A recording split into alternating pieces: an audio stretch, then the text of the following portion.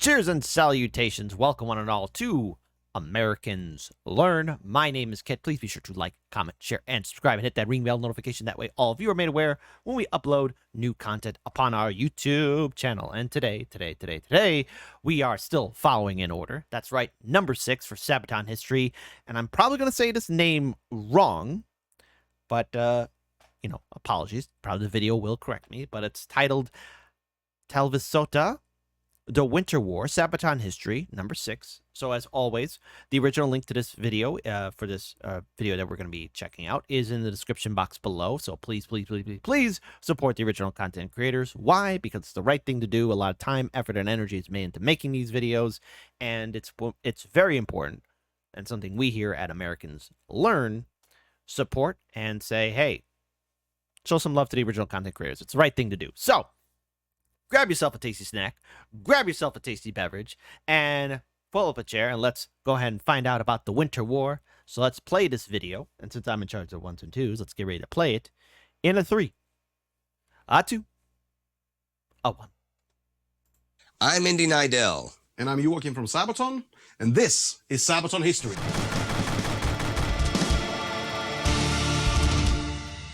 The Soviet Red Army invaded Finland in late 1939, and the Winter War had begun. The Soviets thought the war would be over in a matter of weeks, if not days, but they were wrong, as the Finnish defenders surprised the world with their tenacity. And our song Talvisota is a tribute to... So I kind of said it right. Talvisota. That's the proper pronunciation. Ah. I'm noticing, just as the subtitles, SISU. No spoilers, but there was a movie that came out called SISU, and I've heard some good reviews. So to my audience, to the people who watch this channel, just your thoughts on that film if you saw it. Please, no spoilers. I haven't had time to check out the movie, and I want to enjoy it spoiler free, please. Finnish SISU.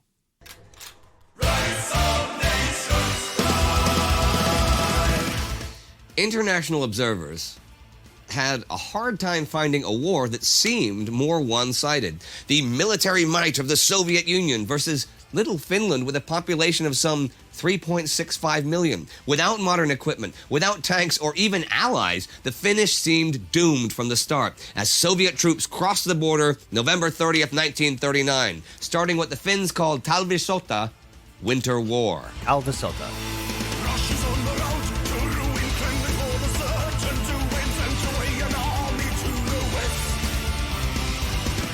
Finland had a troubled history with Russia.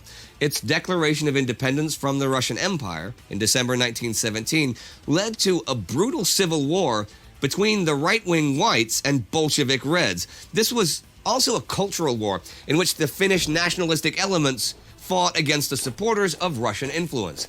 This resentment lingered in the Finnish conscience well into the late 1930s when war again loomed across the European continent. There were plenty of people who believed that the antagonistic ideologies of Nazi Germany and the Soviet Union would eventually lead to war between the two, and that Finland may... And who would ever see that coming? Why would anyone see that coming? Of course it would happen. My goodness, of course it would happen. ...play a role in that future war. In the event of such a war, Joseph Stalin was concerned since the Finnish border was not even 30 kilometers away from Leningrad. Wow. And the Finnish batteries in the Gulf of Finland could threaten Soviet shipping in the Baltic Sea. Now, during the Great War, some Finns had quite close contact with the Germans, and there was even a Finnish Jaeger battalion that saw action with the German army. Stalin saw this possible connection as a real threat, even as the Molotov-Ribbentrop Pact went into effect in the wake of German and Soviet invasions of Poland. They partitioned Poland, and no buffer state between the two powers any longer existed. So Stalin secured a military presence in Estonia, Latvia, and Lithuania just in case. Finland, who declared itself neutral, was next. Wow. Soviet Foreign Minister Vyacheslav Molotov presented demands to the Finns that included moving the border further away from Leningrad, which would also involve the Finns giving up their entire defensive line against the Soviets, and the Finns having to relocate up to 10% of their population, leasing the Soviets Hanko Peninsula to use as a military base, and giving them the Rybaki Peninsula, which Stalin wanted for the nickel mines up there. I talked about all of this week by week on my World War II channel, where you can get all of the details. But I had no idea that there was such intrigue and a need to divide Finland up, and why Joseph Stalin wanted to come after it. So for his World War II YouTube channel, your feedback is necessary. Yes, we do read the comment sections. We do read the comment section below. But is it something we should check out? Is there any videos that stand out in particular? Hey, audience, all of you hip cool cats make this channel grow, and without all of you, we would not exist. And for that, we are grateful, thankful that all of you are so faithful. So give us your feedback. Is this something we should check out? Plus, also about the Winter War, I have to say, I know nothing of it. I'm flying blind here, so your help is greatly appreciated. long story short, the Finns said, no way, and the Red Army invaded Finland at points along the entire border. Winter had already begun, and it would become one of the coldest in recorded history.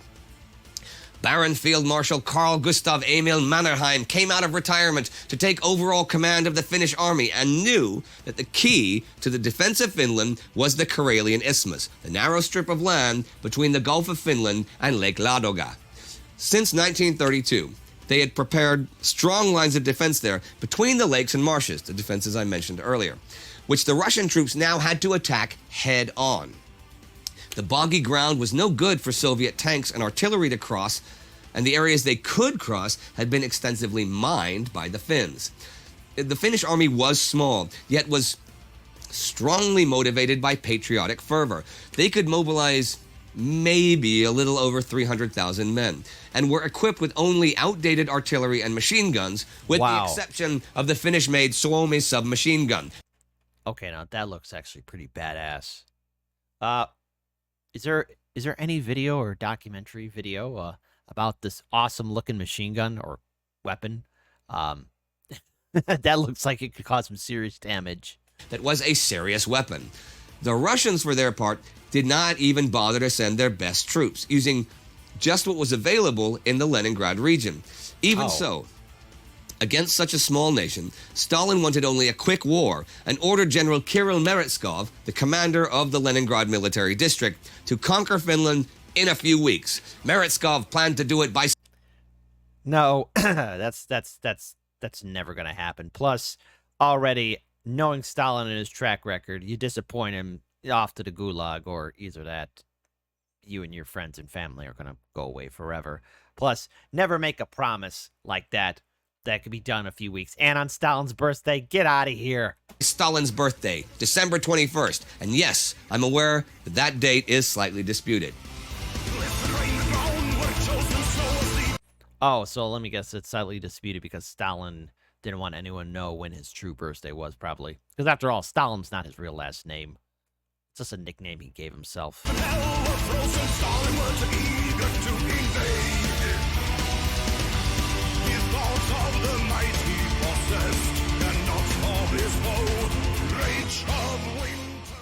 Meretskov would make a two-pronged attack to break the Mannerheim defense line. One force heading straight over the Karelian Isthmus, and another force making a wide swing around Lake Ladoga to outflank the Finnish. In the far north, beyond Lake Ladoga, the Soviet forces marched into nightmarish conditions. They were neither equipped nor trained to fight in the Arctic climate. They were not even camouflaged for the snow, nor were their tanks. What are you thinking? Going into that? That is beyond stupid. You're sending in guys who don't even know what to do. That was stupid. Oh. Look. No, Stalin is a monster and everything, but this general who made that promise, I hope Stalin's punishment on him is swift and brutal. How could you do that to all those guys? Just like, hey, go in there. Yeah, what about winter clothes? Ah, you don't need them. What about winter camouflage? Ah, you don't need it. Dumb. The terrain was some of the densest forests in the entire world, with snowdrifts between the trees deeper than a man standing. The area lacked adequate infrastructure, and the troops were confined to the roads, which they had to follow in long columns. They were perfect targets for Finnish ambushes. Small platoons of Finns on skis or snowshoes, wearing winter camouflage, constantly harassed the Soviet troops, raided their supply columns, and operated behind the lines. The Soviet command structure at this time had political commissars issuing orders, and not just military men, which made it very unwieldy, and the troops had been ordered not to withdraw no matter what. This led to the soldiers being isolated by the Finns into small pockets in a hostile territory. The Finns called the pockets mohtis, the word for stacked firewood, like how the Soviet soldiers were huddled together in defensive positions in freezing temperatures with barely any food through the long nights of northern Finland. That must have been absolutely cold and brutal. So, look, if we have anyone from our viewing audience from the great country of Finland, how cold does it get up there? I seriously, inquiring minds want to know, because all of that looks horrifically uncomfortable. Now, the only thing I'm familiar with cold winters is occasionally when one hits us here in Chicago. Lately, our winters have been, well, shockingly warm. But back in the day when I was a young lad, and even way back in 2018 when we got hit with that polar vortex, it got in the negatives, but I'm pretty sure up there in Finland, it makes Chicago winters look like a walk in the park. So how bad is it there, people of Finland? Or if you've been to Finland, type in the comment section below, how cold does it get? Because looking at those pictures, I know it's summer right now, but even I'm feeling a little chilly. Mohti techniques were snipers and mortar teams harassing the trapped soldiers and depriving them of sleep, while stragglers, firewood gatherers, and supply columns were picked off one by one. Slowly but steadily, those mohtis shrunk as the Russian soldiers starved or froze to death until they were weak enough for assault companies to finish them off. This had the added bonus of preserving ammunition, salvaging the Russian weapons, and winning without costly direct engagement.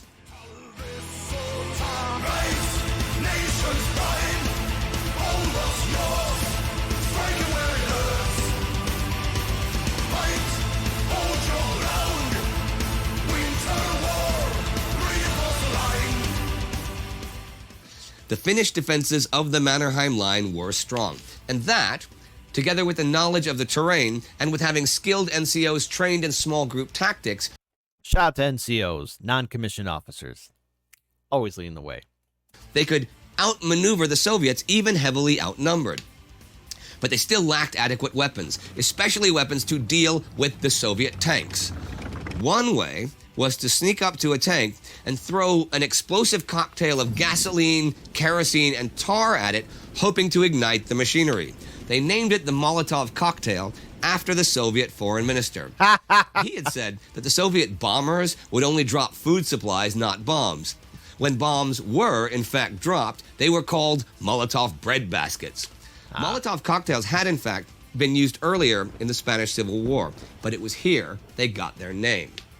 Finnish humor did indeed spoil Russian hopes for a quick victory. Soviet high command grew frustrated with the lack of progress, but this came... Yes, I'll have a shot of a Molotov cocktail.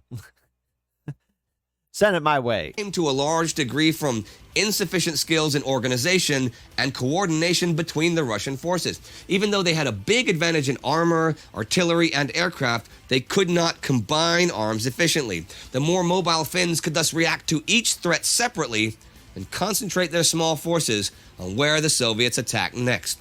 Throughout December 1939, the Finns consistently and devastatingly defeated the Red Army.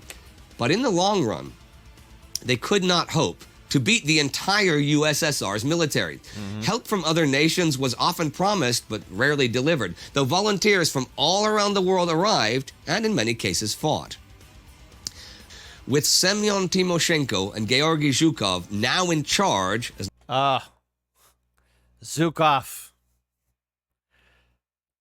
Well, he's the one person you don't screw around with. Now, here comes the professional Soviet general, and I loved how his character was portrayed in Death of Stalin.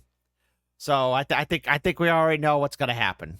As 1940 began, the Red Army underwent a period of retraining for Winter War and using combined operations. By mid-February, the Mannerheim Line was broken, and in the early hours of March 13, 1940, Finland and the USSR signed the treaty that ended Talvisota. Wow.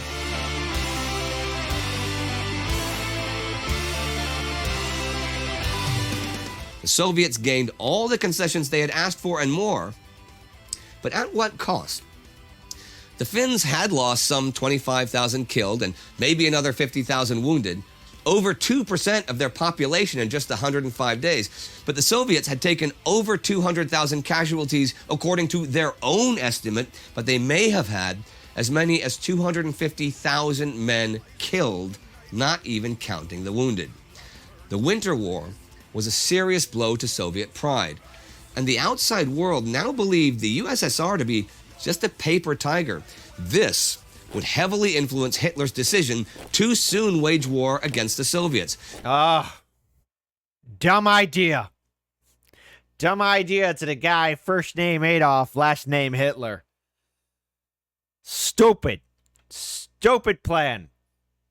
Because of course there are cold winters, but then there was that brutal cold winter of 1941, and yes, going into 42 as well. It ain't fun to be in that cold winter, and I think we all know what happens to the Third Reich when that winter comes around. And would also influence Finland's decision to fight on Germany's side in the continuation war. Britain and France had so cynically tried to prolong the Winter War for their own agenda, having an excuse to land troops in Norway to prevent iron supplies to Germany, and yet not providing real assistance at all, that Finland lost all trust in the Allies. They had truly fought, and for a time beat badly, one of the mightiest nations on earth, with an army that in many ways was just homemade. Wow. Now, you mentioned SISU at the beginning. Yes. What is SISU? Sisu. I like that trailer. I want to go check it out as soon as I can, because that trailer really captured my attention. So no spoilers, but should I check it out? Like, should I do it now? Should I wait for it? I don't know if it's available to rent yet, but no spoilers. Just give us your feedback, folks. Well, I guess it's a mentality Finns have, resilience, hardiness, and it's quite impressive, actually. Well, I mean, you cannot fault them for their bravery in the Winter War. Absolutely not. Nobody can do that. And that's interesting, because Finland, their national character, I mean, everything's a generalization, but that Sisu mentality, and there's also the heavy metal thing, too. Mm-hmm. Yeah, actually, one of the few places in the world where heavy metal is not a small subgenre, It's not the extra thing that the No. weirdos listen I to. mean, there are metal bands, Finnish metal bands, that will whip Madonna off the charts, if they release an album. That's pretty cool. So all you metal bands out there in the world, go to Finland. Yeah, get your asses over there. But you guys, how often do you guys play in Finland? Not enough. Yeah? Oh, But it's so really? close to Sweden. Yeah, and it took us a while to get there as well. I mean, I think we'd been going on for like 8 or 9 years as a band before we actually made it to Finland. Wow. Which is kind of weird because we'd been, all over Europe at that point. But And not to the boat Finland. to Finland is so easy. Yeah. Well, that's the first time that we really hung out after the planning session was on the boat to Finland. Yes, Yeah. on the boat to Finland. Like John F. Kennedy comes back, here's a gun, look, take it at you, take it at you, man. On the boat to Finland, they serve a lot of All right, that actually looks like a lot of fun. So I don't know if there's any behind the scene videos that we should check out. Type in the comment section below, because that actually looks like a fun time. cocktails. Oh, yes, they do. Now, you have a special cocktail. Yes, a very, very special one. One served for Mr. Molotov, actually. One of the actual original Molotov cocktails from the Winter War. Yes. That was not exploded or It something. was made from these Jalovina bottles. I think that's fantastic. Wow. With the whole Yeah, we have a blender. lot of stuff like that in our rehearsal space. I guess we'll bring it for the show sometime, some stuff.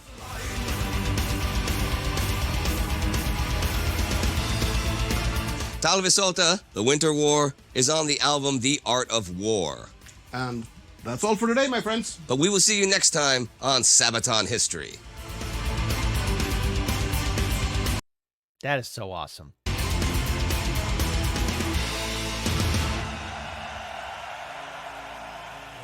All right, everyone, that's it for today. But right now, I want to ask you a few things, okay? Please subscribe to Sabaton History, the regular Sabaton channel, of course, but also check out World War II and Time Ghost, all right? 4. Right here, you got some videos, I guess, a cool playlist of more Sabaton history stuff. And also remember to check us out on Patreon, all right? We got a lot of support from you over these years, and this support is going to help keep this channel running, actually. So I hope to see you all on the road, and take care. As we should. So, listen, if you haven't had time, please be sure to support Sabaton History, support their other channel, Sabaton, and all the other links, because, look, a lot of time, effort, and energy is made into making these awesome videos for us to check out, and the right thing to do, I'm going to ask this of my audience as a favor for me, please support the original content creators, okay? I know that you are hip, cool cats, and I know you're awesome, but you'll be even awesome, hip, cool cats if you support the original content creators too. But please be also sure to like, comment, share, subscribe to Americans Learn as well, because it does help us out as well. So thank you, thank you, thank you. I never knew about the Winter War or the conflict that Finland engaged in with the then USSR. Clearly, there's a lot I need to learn more about the Winter War. So this is where you, the viewing audience, help us out, because you guys and gals told us about Sabaton history. And yes, I'm going to follow through as my promise, or as much as I can, to stay in order with all these other videos. There's a huge treasure trove of videos for Sabaton history. But what I would like for all of you, our viewing audience members, to let us know, is there any kind of documentary video or series that we should check out about the Winter War? Your feedback is fundamentally important. So type in the comment section below and get to it. Now do 20 push-ups, drink water, keep your heads on a swivel, keep on winning, and listen, I know it's summer, but winter is coming, so stay warm, folks. Peace.